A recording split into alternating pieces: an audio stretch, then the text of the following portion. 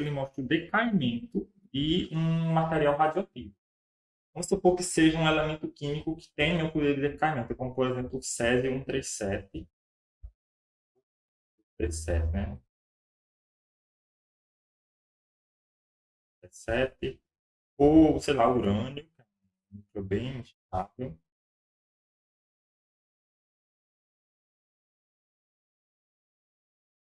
Um desses dois. Então, esses núcleos eles sofrem decaimento radioativo. O que isso significa? Significa que o urânio, por ter um núcleo muito denso, ele vai, com o tempo, né, sofrer um decaimento, vai se transformar em um outro núcleo, mais uma partícula, que pode ser alfa, pode ser beta. Ele pode também sofrer múltiplos decaimentos, né? Então, esse outro núcleo pode se decompor num terceiro núcleo, um núcleo 1 mais uma outra partícula. Esse daqui pode sofrer dois decaimentos. Eu estou só citando aqui exemplos aleatórios, só para vocês entenderem. Um decaimento X e um Y. Esse X vai formar ele e mais uma partícula, pode ser um gama, por exemplo, e esse mais uma partícula, pode ser sei lá, um massa. Então, para vocês entenderem como funciona o decaimento, né? Eu tenho um núcleo grande e instável que vai decair no nuclídeo, que a gente chama de nuclídeo, esse segundo núcleo, mais estável, porém não necessariamente totalmente estável, mais uma partícula. Ou pode até mais de uma partícula, dependendo do decaimento. Como esse decaimento acontece, né? Eu vou ter, por exemplo, um primeiro decaimento que vai perder metade da massa original. Esse intervalo que acontece a perca da primeira massa, que corresponde a 50% da massa original, é chamado de meia-vida. Então, o que é a meia-vida? É o tempo que um material radioativo sofre para perder metade da sua massa. Por exemplo, aqui eu tenho o césio 137, que eu falei lá no exemplo. Quando ele perde metade dessa massa, eu tenho minha primeira meia-vida. A segunda meia-vida, ela vai partir dessa metade aqui. Então, perdeu mais metade aqui, eu tenho a segunda meia-vida. Perdeu metade aqui, terceira meia-vida. Notem que o intervalo de uma meia-vida para outra vai estreitando, vai ficando menor. Ou seja, entre uma meia-vida de um material radioativo e outra, vai ficando cada vez um intervalo menor. Até que esse intervalo seja praticamente número desprezível. E é isso que a gente quer.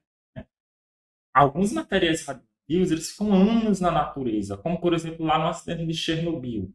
Até hoje, o acidente aconteceu na década de 80, e até hoje existe material radioativo sofrendo decaimento lá. Por quê? Porque o tempo de decaimento daquele material é longo. Mas existem materiais que o decaimento é mais rápido. Tem materiais que decaem em nanosegundos, para vocês terem uma ideia. Então, um milionésimo de segundo tem material que sofre decaimento. Outros não. Outros a contagem de tempo é em anos, talvez em décadas. Né? Só para vocês entenderem. Então, mais uma vez, só resumindo aqui esse gráfico. Né? Esse gráfico ele mostra o tempo de meia-vida que um elemento demora, um elemento radioativo, demora para perder metade de sua massa inicial. Então, vocês veem que o tempo vai passando, seja que é o do tempo, né? Aqui, deixa eu colocar só de uma outra cor para cá.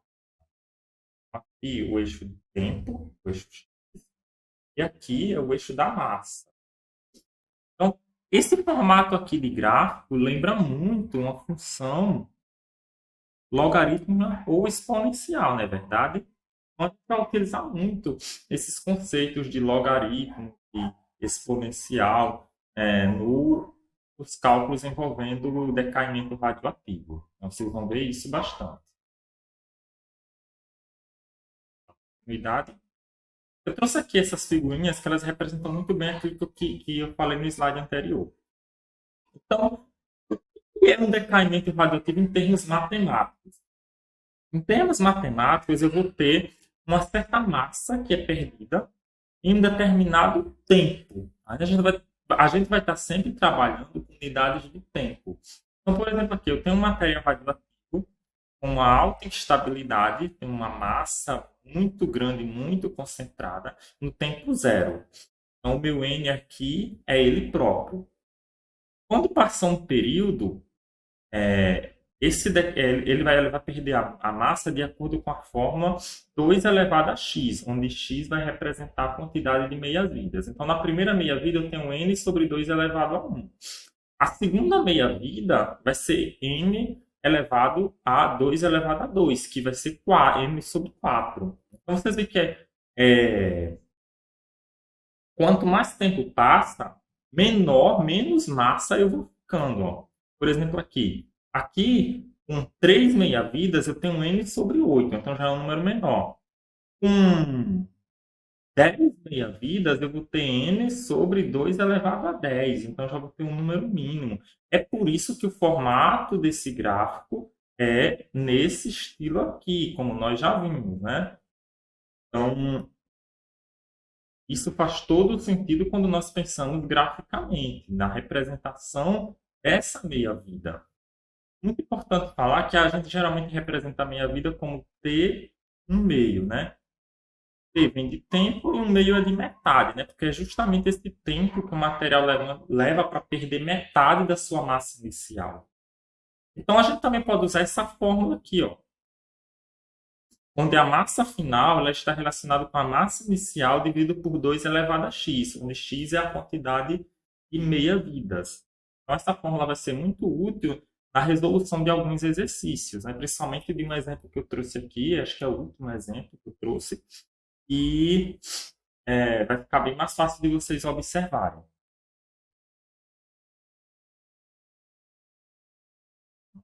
Para adiante. Vamos resolver o nosso primeiro exemplo, né? Então, nesse primeiro exemplo que eu trouxe para vocês, é um exemplo bem simples, bem teórico, onde nós falaremos um pouco sobre os conceitos que a gente já discutiu de radioatividade, nuclídeos, radionuclídeos, né, radioisótopos. Enfim, é uma questão do Enem de 2017. O avanço científico e tecnológico da física nuclear, não só da física, aqui a gente pode incluir também outras áreas de conhecimento que utilizam-se dos rádios, como a química, né? Logo pela melhor área que existe. Brincadeira. E também a biologia, as engenharias, a própria medicina está fazendo muito uso de rádios nuclídeos, né? Então, não faz sentido a gente restringir isso a apenas uma área, visto que é um conceito multidisciplinar, como eu já falei. Então, permitiu conhecer com maiores detalhes o decaimento radioativo, tá, dos núcleos atômicos instáveis, desenvolvendo-se algumas aplicações para radiação de grande penetração, isso aqui é importante, no corpo humano, utilizada, por exemplo, em tratamento de câncer. Então, quando a gente tem uma célula cancerígena, porque aqui seja um conjunto de células e elas estão lá no tecido. Só que de uma hora para outra, elas começam a ter um crescimento anormal, né? Eu vou representar as células anormais em outra cor aqui, nesse roxinho.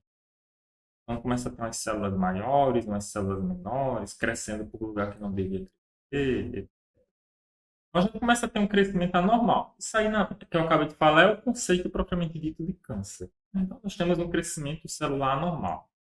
Então, a pergunta quer saber qual tipo de radiação pode ser aplicada nesse tratamento. Lembra que eu falei lá no início que as radiações alfa e beta elas não têm uma grande penetração? Se elas não têm uma grande penetração, elas não vão ter capacidade de destruir uma célula cancerígena, porque elas não chegam no tecido humano. A gente já pode descartar aqui as letras A e B, porque a radiação beta e gama, né, até uma folha de papel ela pode barrar esse tipo de radiação. Então a gente fica com a letra C, a D e a E.